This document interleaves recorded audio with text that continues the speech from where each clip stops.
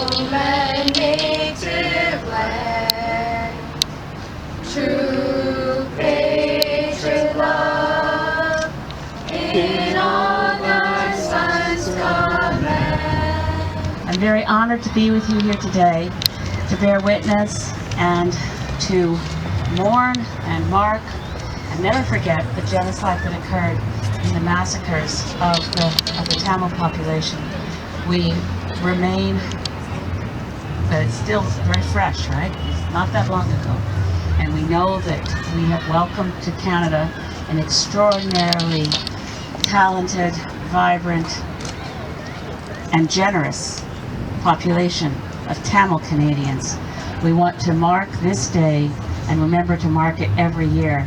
I'm very pleased to be here with so many of my colleagues from every other party in the Canadian Parliament. Thank you for including me, and thank you to your beautiful young people for opening us with O Canada and with that beautiful song of your heritage. I appreciate it enormously, and I'm looking at the photographs before us, and it is very hard to look at the pain and the loss of life that you have put together in these posters. We will not forget, and we will mark a genocide and say, as we do all too often, never again. Thank you. Upon Tony Clement, who is a Conservative MP for Parry Sound and Muskoka. Thank you. It's my great honor to be with you to mark this solemn occasion, Tamil Genocide Remembrance Day. Today, we're reminded of the Civil War that raged for nearly 3 decades and the horrible atrocities committed against tens of thousands of innocent civilians who were hopelessly caught in the middle.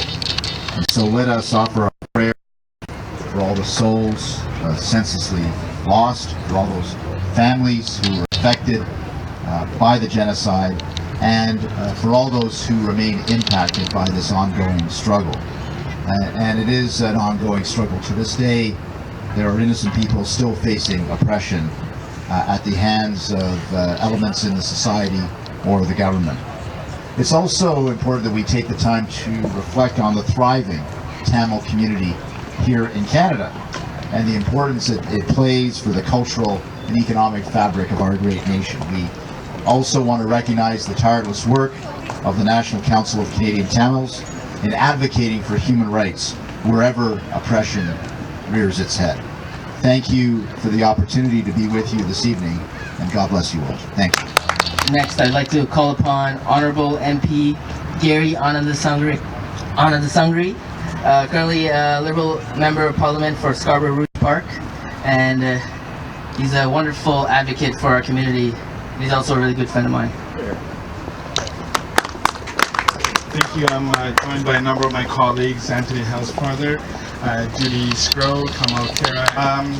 I want to first traditional lands of the Algonquin people under the Sri Lankan state. We can appreciate what a loss of land is for Indigenous people. So I always like to say that we mark the end of war in Sri Lanka, but also the genocide that took place and that continues to take place on the island against the Tamil people. I remember coming here since 1984, and virtually every few months we would come here, we would gather here, we would protest, we would ask for help. And over the years, what we saw was a complete deterioration of the situation in Sri Lanka to the height in 2009, where we saw 40,000 people slaughtered in the last days of the war. One of the things that we're doing and we've been committed to from day one is to make sure that those who committed the crimes, those who committed the war crimes, the crimes against humanity, and those who are committing the genocide are held to account. And that is a process that we've undertaken with the UN Human Rights Council. I know for the last 8 years, many of you in this gathering have been involved in it, and it's a very frustrating process. But it's a process that has given us some space for democratic change on the island. And I can give you a couple of examples where that's opened up. For example, Kapapalavu, where the people who were trying to get back to the land, I was able to visit the island in July, and I saw people who were struggling to get back into their land. They were fighting, they were demonstrating, they were protesting, and today we see more and more of that space opening up for those people, and we see small openings of that happening. But we know that we've progressed much in the last 8 years. We haven't seen movement on accountability, we haven't seen movement on land release, we haven't seen the military Tamil-controlled land, and they continue to keep the people in fear. There are a number of people who are held in detention, I think, culture.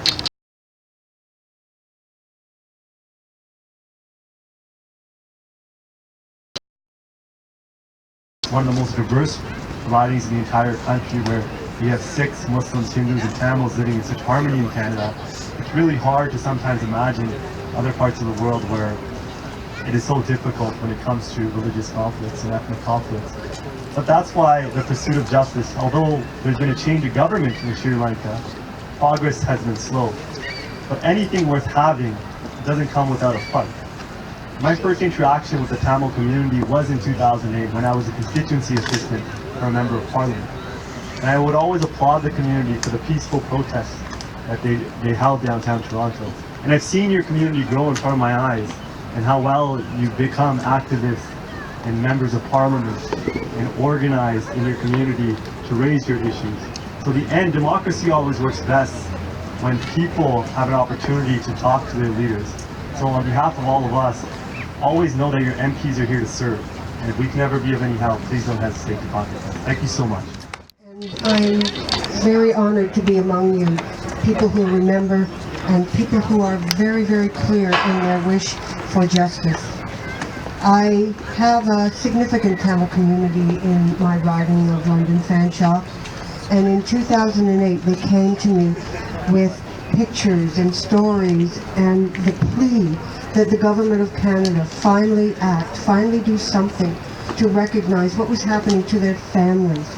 They were desperate because of what was happening in Sri Lanka, in Jaffna, to their families. And while those pleas were not acknowledged, I think the fact that we're here today speaks volume of community, volumes about the spirit and the determination of community.